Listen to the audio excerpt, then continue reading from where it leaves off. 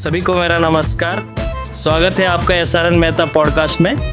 आज हमारे साथ बैठे chairman of SRN Mehta group of institution Shri Preeta Mehta ji. Welcome to the show sir. Namaste, sir, and good to see you. And thank you for inviting. And let's take up whatever questions you have. I'll be happy to answer. Good. आज का मुद्दा है 10 के बाद students commonly कौन सी mistake करते हैं।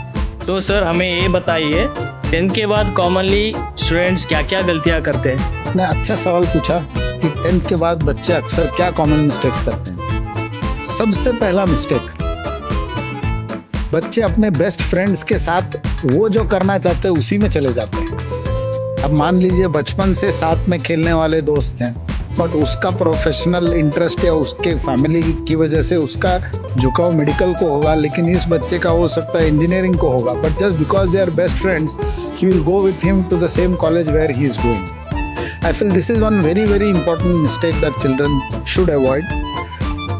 Best friends are good to be with, but they're not necessarily कि it should be through the career. First thing. Second thing, बहुत बार ये होता है कि जब पापा मम्मी कुछ बताते हैं तो सबसे पहले अरे पापा आपको नहीं मालूम, मेरे दोस्त ने ऐसे कहा वैसे कहा, यहाँ से शुरुआत होती है। So that influence of the peer circle or the friends is very high, which is actually not correct. We should take inputs from the peers, but then we should validate that part by ourselves. Let me give some example. अभी किसी ने कहा कि भाई मुझे biology अच्छा नहीं लगता है, तो यहाँ पर हमें ये सोचना चाहिए कि बाबा we should use the method of elimination round, कि बाबा अगर मुझे श्योर है कि मुझे डॉक्टर बनना ही नहीं है तो then not to take up biology after 10, go for electronics और computers as the next subject. That actually helps you a lot. And if you have an option, only choose PCB और PCM, that again depends upon which course you take, but then उसमें आपका 16.6% studies कम होता है because you are appearing only 5 subjects as compared to 6 subjects. So this is something, taking a right call at the beginning will help. कई बार ऐसा भी होता है बच्चों को clarity नहीं रहती है, what if I don't get this, I do this. Fine, in that case if that clarity is not there, then you can take both, but then try at least to understand what not to do. At least that will help. This is one very important mistake that students do. The next part is lack of opportunities to explore new things. अभी recently एक कोई मेरे पास आए एक parent कि sir मैं मेरे बच्चे को he runs a pharmacy store. He wanted his child to do pharmacy only, but then he was not very good at maths, or he was not good at even science for that matter. बच्चे को लग रहा था कि उसको commerce लेना चाहिए, but parent wanted him to look at science only.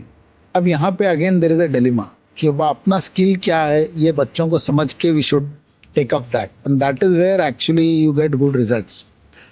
Explore the possible opportunities, find out who can mentor you. That is what will help out rather than just following the भीड़ के साथ और जमा होके जाने में कोई फायदा नहीं। अपने लिए क्या सूटेबल है ये देखना सबसे इम्पोर्टेंट है। सो आई थिंक ये 3 अगर बच्चे गलती को अवॉइड करते हैं तो मेजर पार्ट बच जाता है। क्या आपको लगता है स्टूडेंट्स बिना गाइडेंस के स्ट्रीम चूज कर लेते हैं? एक अच्छा सवाल पूछा आपने। क्या अक्सर बच्चे पीयर प्रेशर में या मतलब किसी के बहाव में आके अपना फैसला चूज करते हैं? तो मैं ये समझता हूँ कि बच्चे 100% उन पे एक इन्फ्लुएंस बना होता है। ये एक उनका बहुत इंटरमीडिएट स्टेज होता है जहाँ पे ना वो पूरी तरह से बड़े हैं और ना वो पूरी तरह से बच्चे हैं। So they are just in between that very sensitive stage of their life, and इस समय peer pressure makes a lot of difference and that is where they get carried away. And यहाँ पे मैं सभी पेरेंट्स को और बच्चों को दोनों को ये बात कहना चाहूँगा कि don't take the decision just because somebody else has taken, or just because your class topper has taken, or just because somebody else has done something. Do the homework properly and then take a decision कि what suits you best. अगर किसी आपके best friend को double XL size आता है तो आप भी डबल एक्सेल लोगे क्या? नहीं लोगे। क्यों नहीं लोगे? क्योंकि अरे मेरा साइज अलग है, सेम वे मेरा स्किल भी अलग है, तो इसीलिए मुझे वो क्या ले रहा है ये देख के डिसीजन नहीं लेना है, मुझे मेरे लिए क्या सूटेबल है ये देखकर मुझे डिसीजन लेना एंड हर चीज में सक्सेसफुल होने के लिए every field has got lot of space in the top to become successful. ऐसा कोई फील्ड नहीं है कि जिसमें सक्सेस नहीं है. सक्सेस सिर्फ आपके खुद के क्षमता के ऊपर निर्भर करता है, ना कि ब्रांच के ऊपर. तो ये चीज हमें अगर समझ में आती है तो फिर absolutely it should be the easy thing.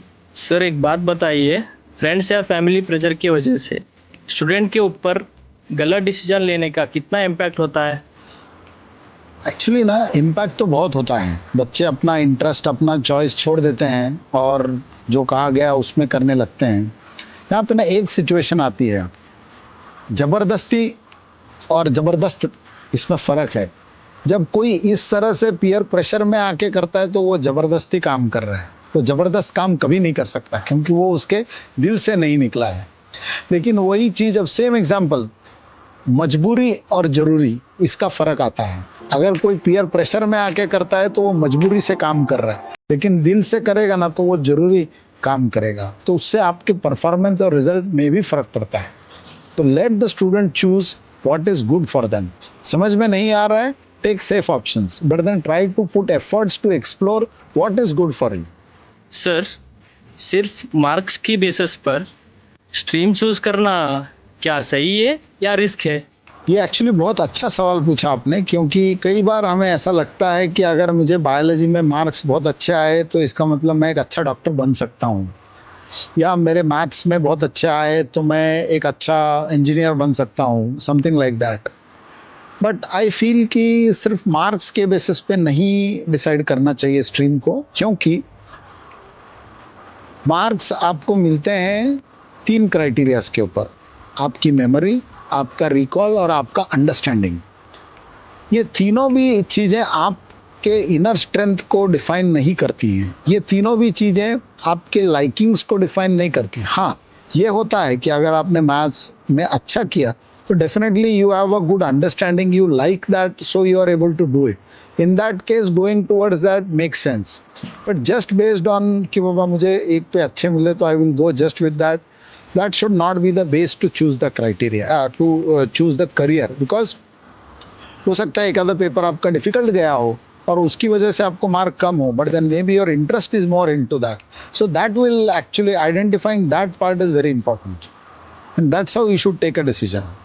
Parents और इंस्टीट्यूशन का क्या रोल होना चाहिए ताकि स्टूडेंट्स इन मिस्टेक से बच सके? Actually speaking, parents and institution can play a very good role in identifying the students' inbuilt core strength. So let's talk about one by one. अगर हम पहले पेरेंट्स की बात करते हैं तो पेरेंट्स मेरे हिसाब से they should start conversing with the kids, and past couple of years से उनको पता चलता है कि बच्चा किस चीज़ में ज़्यादा इंक्लाइंड है. अब इसमें ये ना सोचे कि हमारे इसमें बहुत ज़्यादा हाई सैलरी के जॉब्स नहीं मिलेंगे, ऐसा कुछ नहीं. अगर कोई भी फील्ड हो आप सक्सेसफुल हो जाते हो तो you will definitely get good. इसमें और एक भी चीज़ ये होती है कि there are a lot of test that are available today. जैसे एक साइकोमेट्रिक टेस्ट होता है, एक DMIT टेस्ट होता है.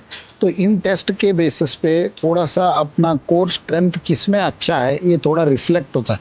इट इज़ नॉट 100% कि अब वो ही करेक्ट होता है, but then that helps to give a direction कि भाई इस लाइन में ज़्यादा अच्छा रहेगा. That's one part which parent can do. The next part, the school that it can do is basically organize various events, organize good career counseling programs, and look at the children where they get themselves aligned well. We have seen in the past, we have arranged a lot of career counseling programs. Multiple doctors have come and told. One doctor really said a very beautiful thing. He told who should not become a doctor. That is a very important role, and many students after listening to his talk understood can he really become a good doctor or no, irrespective of the academic capability. As a personality, what is important, that has to be understood. Institution, if they can arrange good career counseling programs where it tells about the insights of the career in terms of what kind of a personality is required to be successful into that, that will help students to align themselves. There are many sessions where children can interact with different professionals and understand, and those kind of effort is to be done by the student and the parent. अगर आपको simple advice देनी हो तो tenth के बाद students ताकि वो mistake ना करे, क्या होगा? मेरे हिसाब से एक सबसे सिंपल एंड अच्छा आइडिया ये होगा कि पेरेंट्स को बच्चों को हेल्प करना चाहिए to connect to different people. Let students spend 1 or 2 days with each professional. Say for example, let them spend with a optician, let them spend a day with a jeweler, let them spend a day in a retail shop, let them spend a day with an engineer, maybe let them spend a day with an architect, let them spend a day with say an ophthalmologist for example, or any doctor for that. So when children spend their time 1 full day or 2 days with that profession, they will somehow realize ki baba are am I really liking it, am I getting involved into it, am I really the right fit for this, and that will help them to choose the right career. Or even if they are not able to make 100% decision, at least they'll come to know ki baba what options do we have, what are the pluses and minuses for each. And the day they become a little bit mature, or the day they become a little better, they will be easily able to take that effort. And this exercise will always help. There is absolutely no loss to anybody by doing this exercise. So my advice to all students and parents would be, take time, visit to different professionals, spend a day or two with them in their office, just watch everything, then see if that clicks you, then choose a decision. Thank you so much sir. आपने जो last में बोला है professional के साथ time बिताने से क्या क्या आइडियाज़ मिलते हैं हम लोगों को, वो आइडिया तो मस्त था sir. Thank you so much.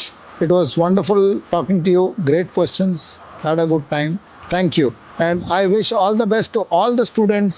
And I want each one of you to take good decision about their career. And that step should be a benchmark for everybody. So wishing you all the best. This is Pritam Mehta logging out from SR Mehta podcast.